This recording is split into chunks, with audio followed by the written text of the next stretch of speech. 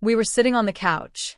The lights were dim, with only the flicker of the television casting pale blue shadows across the living room walls. His thigh brushed against mine every few seconds, barely noticeable, as if he didn't even realize. But I noticed. I'd been noticing for years.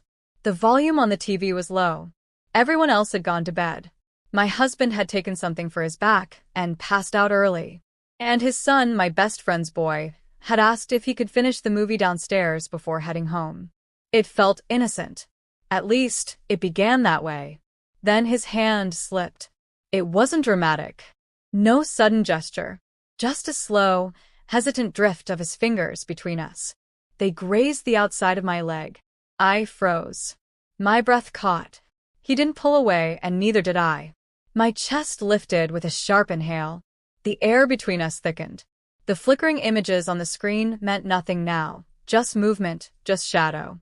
My heart pounded in my ears. I kept still, pretending nothing had changed. But everything had. His pinky curled slightly and rested against my thigh.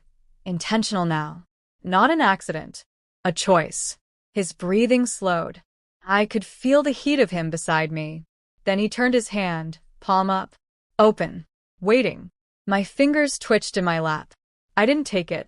But I didn't move away either. He leaned just an inch closer. I could feel the tension in his side, in his breath. His voice came low, barely a whisper. You okay? I nodded. And that was all the permission he needed. His hand settled on my leg fully now, warm, steady. Not insistent, just there. Claiming space. My skin burned beneath his palm. His fingers curled around my thigh, not forceful, just familiar. Like he'd imagined it before. Like I had too. I didn't speak. My breath grew shaky. My eyes stayed locked on the screen. A character laughed, and the sound felt distant, misplaced. Then his thumb moved. A slow stroke along the curve of my leg. That small movement broke something inside me. My stomach tightened. My thighs pressed together. My hands clutched the blanket, but I didn't stop him. When his hand slid higher, inch by inch, I let my knees fall slightly apart. I don't know why. Or maybe I do. I'd been lonely for so long. I hadn't felt wanted, truly wanted in years. My husband had grown cold, distracted. I'd stopped trying. Stopped asking. But this was a gravity I couldn't explain. Something I'd buried too deep. I thought silence could keep us safe. I was wrong. He was my best friend's son. I was married. He was younger, barely into his 30s. I was older, supposedly wiser. I should have been the one to draw the line. But instead, when his hand reached the inside of my thigh, I opened my legs. We didn't kiss. Not yet. He didn't even look at me. Just kept watching the movie while his fingers traced heat into my skin. I bit my lip. My body betrayed me. Every nerve leaning into his touch. Every part of me screamed this wasn't okay, that I had to stop it. But I didn't. Because I couldn't. He leaned in, not to kiss me, but to whisper. You don't have to say anything. I'll stop if you want. I didn't answer. And when his fingers slipped beneath the hem of my shorts, I still didn't answer. Because I didn't want him to stop. Not tonight. Not after everything I'd hidden away. Not after all the times I told myself it was just attention, just comfort, just harmless. He touched me like I was someone worth longing for. Like he'd waited a long time to be near me. And maybe he had. God help me, maybe I had, too. When I finally turned my head and looked at him, I didn't speak. I just kissed him. Slow. Trembling. Quiet. Years of restraint collapsing into a single breath. And in that moment, I knew no one was doing this but me. What would you do if the one person you weren't supposed to want was the only one who ever truly saw you? I didn't sleep that night. Even after he left, after I locked the door and crawled into bed beside the man I was still legally married to, I stayed awake. Because everything had changed. And nothing could go back. If you've ever carried feelings you weren't allowed to voice, then this story might stir something you recognize. Please like and subscribe. The longer you stay with these stories, the more likely they are to find others who need them just as quietly. Let's begin. I've been married 21 years. We don't fight. We don't raise our voices. We barely talk anymore. Just the soft clatter of dishes. The same polite questions. Did you eat? What time are you heading out? Can you grab milk on the way back? Familiarity doesn't always feel safe. Sometimes it feels like numbness. That night on the couch didn't come from nowhere. It came from years of silence. From glances that no longer held affection. I'd stopped asking for touch a long time ago. He'd stopped offering even longer before that. The boy, the man, who sat beside me that night had been part of our lives for years. My best friend's son. He grew up in and out of our home. Sleepovers, pool days, barbecues. He used to call me Miss Rachel back when his voice hadn't even dropped. Then it did. He came back from college taller, broader, more confident. Not arrogant. Just watchful. He had a way of looking at me when no one else was paying attention. And maybe that's what cut the deepest. Someone paying attention.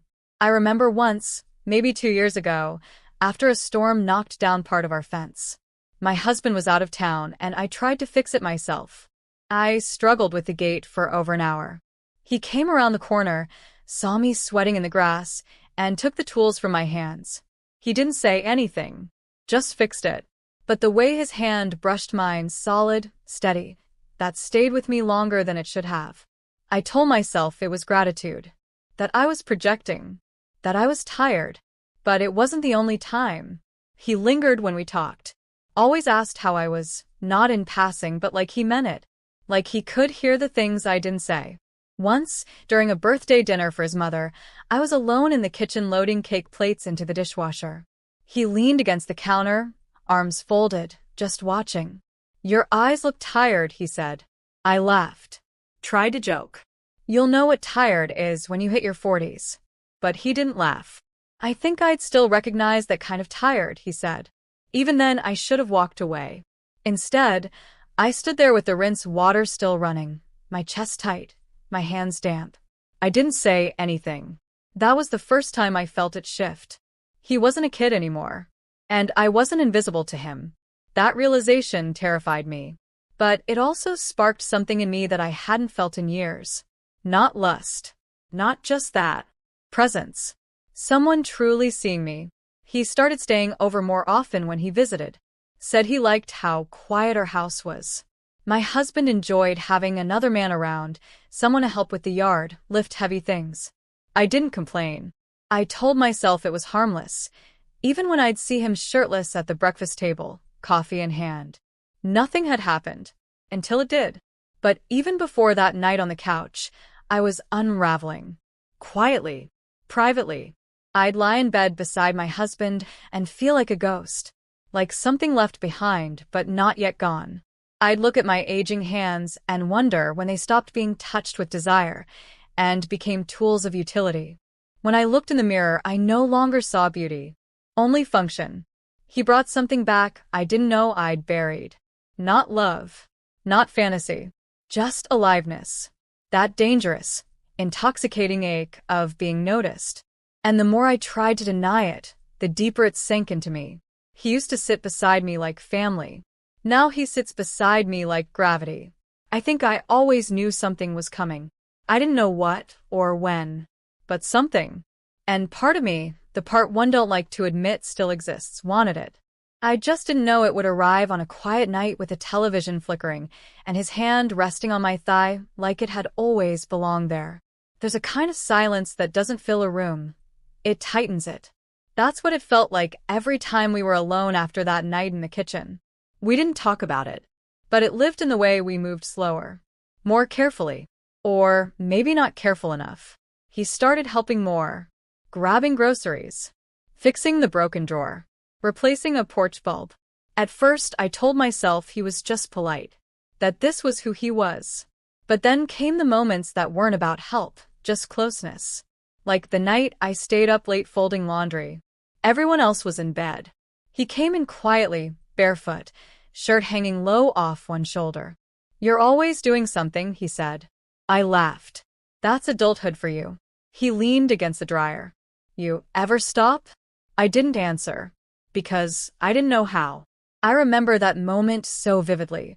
The hum of the dryer, the scent of fresh laundry, the yellow glow from the overhead bulb, and the way his eyes never left mine. He didn't touch me, but his presence pressed against something inside me I hadn't realized was falling apart.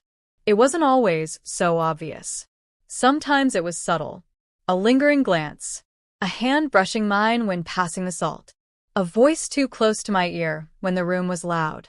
We learned to live inches apart. Until we didn't.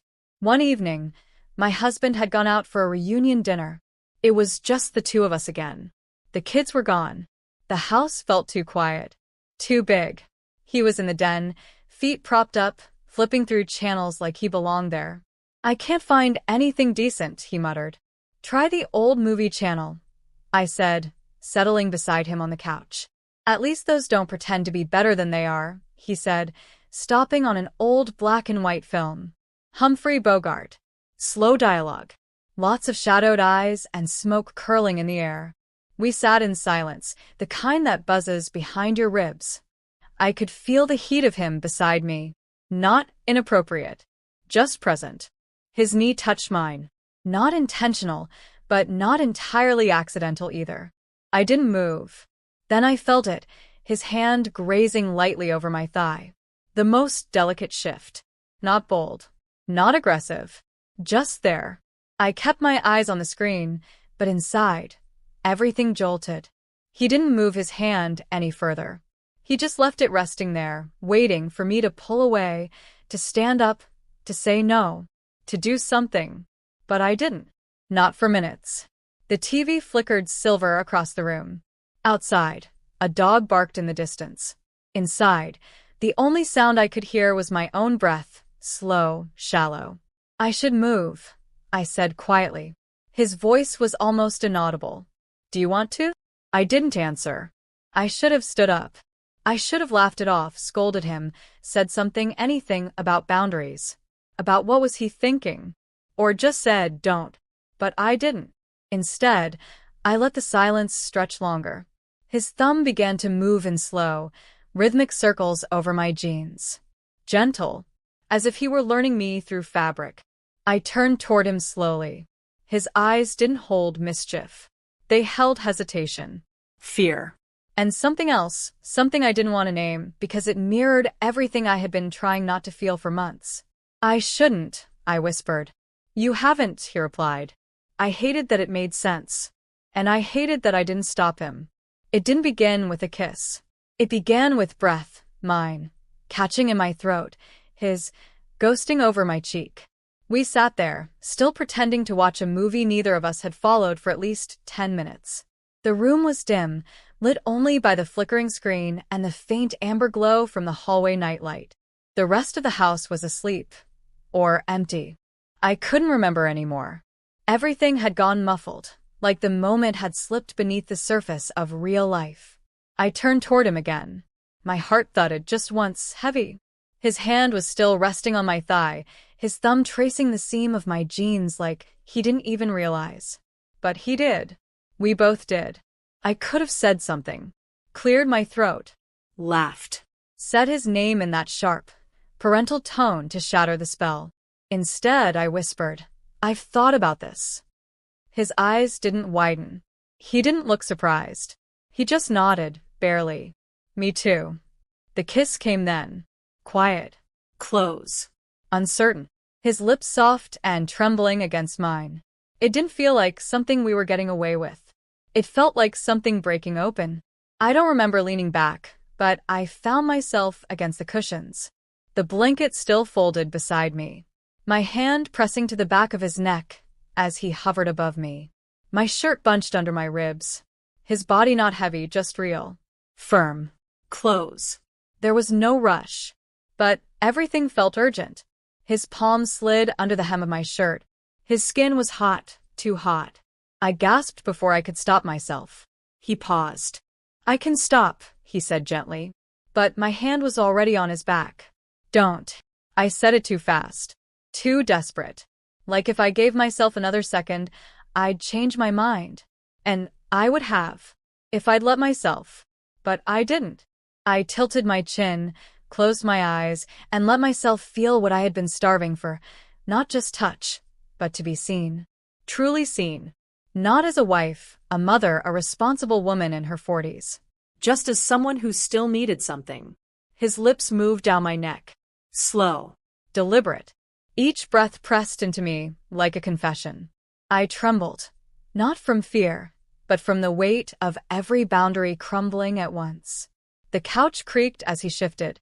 My jeans were halfway undone. My shirt pulled aside. Everything felt exposed, but not unsafe. Wrong, but deeply wanted. I clung to him like he might vanish. Or like I might. It wasn't polished. It wasn't planned. It wasn't something either of us had rehearsed in our minds. It was clumsy but honest. Like two people waking up inside their own bodies for the first time in years. There was a sound in the hallway, a creak. Maybe a pipe. We froze. His forehead touched mine. I could feel the sweat on his temple. "We're not supposed to be doing this," he said, barely audible. I know. Neither of us moved. Then I kissed him again. Because it was too late. We'd already stepped off the ledge. There was no going back to before. After, we lay there, tangled, half-dressed, not speaking. The credits rolled silently across the screen. Neither of us noticed what movie had played. I looked at him lying next to me, shirt untucked, lips red and swollen from kissing, hair mussed. "What happens now?" I asked. He didn't answer. Because we both knew, nothing happens now. Not anything good. Not anything simple. Just guilt. And memory. And the quiet unraveling that would begin the second morning touched our faces. The next morning, the couch looked the same. Same cushions. Same folded blanket. Same soft dent, where I always sat. No one would ever know what happened there. Unless they looked at me. I stood in the kitchen with a coffee cup I couldn't bring myself to drink from. My hands were steady. My heart was not. I could still feel his breath on my collarbone. The way his body leaned into mine, not forceful, just there. Like I mattered. I heard the bathroom door creak. His door. My chest went tight. I didn't look up as he walked past, but I felt it. That moment of unbearable tension where we both pretended it hadn't happened. Like a wound hidden under clothes, still raw. He poured himself a glass of water. We didn't speak. I wanted to. I wanted to say something. Anything. But the silence was louder than any words. And the worst part? I didn't want it to be over. I wanted more. That night hadn't satisfied anything.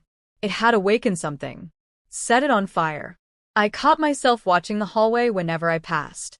I avoided the living room at night. I locked my door. Not because I feared he'd enter, but because I feared I'd open it. But he never tried. He kept his distance. Polite. Careful. But something in his eyes had changed. A kind of heat. Restrained. Respectful. Still burning. A few days later, we crossed paths in the laundry room. He reached for the basket at the same time I did. Our fingers brushed. We both froze. I said his name softly. Just once. He looked at me. Really looked. "I can't stop thinking about it," he said. I didn't blink. Me neither. Then he stepped back. But we shouldn't. I know. We stood there in that cramped room, surrounded by towels, the soft hum of the dryer, and the smell of fabric softener. The most ordinary space in the house suddenly felt like a confessional. I turned away before he saw me tear up. I thought I could pretend. Go back to normal. Can you? No. I waited for him to say more. He didn't. The dryer beeped. I grabbed a towel just to give my hand something to do. As he stepped out of the room, I whispered without looking at him. We weren't reckless. We were too careful for too long. And now it's too much. He paused in the doorway. But he didn't come back. That evening, I sat on the porch steps, wine glass in hand, watching the sun slip behind the trees. The light made everything look softer than it felt, like it was trying to convince me I was okay. The door creaked open. I didn't turn around. I knew the sound of his footsteps now, slower than my husband's. Lighter. Careful. He sat at the other end of the steps. Not close. Not far. just enough to make the air between us thrum with everything we weren't saying. "You've been quiet lately," he said. "I've been thinking." He nodded. "Me too." The cicadas buzzed. A car passed down the street. Someone nearby watered their lawn. Everything around us looked so normal, so innocent. "I should have never let it happen," I whispered. "But you did." "I know. And I didn't stop you." "I know that too." We stared out at nothing. My throat tightened. "I don't want to hurt anyone." "Then don't." I looked at him. "You say that like I can undo it." He didn't answer. Inside, I could hear the clatter of dishes. My husband was cleaning up after dinner. I hadn't told him I wasn't hungry. I just pushed food around until he stopped asking. He hadn't really looked at me in months. Maybe years. I used to think that was something I had to live with. Then someone else looked at me like I mattered. "You want to stop?" he asked. I took a breath. "I want to go back to the part of me that didn't want this. But she's gone." He leaned forward, elbows on his knees. "I don't know how to be around you now." "Then don't be." The words came out before I meant them to. They sounded final. But I didn't know if I meant goodbye. Maybe I just wanted to protect whatever was left of me. "Someone's going to notice," I added. He nodded. "I think my daughter already suspects something. She watches me too long sometimes, like she's trying to figure it out." He stood slowly, like the weight of it all was pressing into his bones. "I won't make it harder for you," he said. I didn't say goodbye. I didn't ask him to stay. He walked down the steps, across the yard, and into the quiet street, disappearing into the dark like a memory. I stayed there until the wine in my glass went warm. When I finally came inside, my husband looked up from the sink. "You okay?" I nodded, but the silence I brought in with me answered differently. That night, as I lay in bed staring at the ceiling, I heard my own voice on repeat, quiet, splintered, scared. I kept everything quiet for years, my feelings, my needs. And the second I let them out, everything changed. Maybe it was wrong, but for one moment, it was finally real.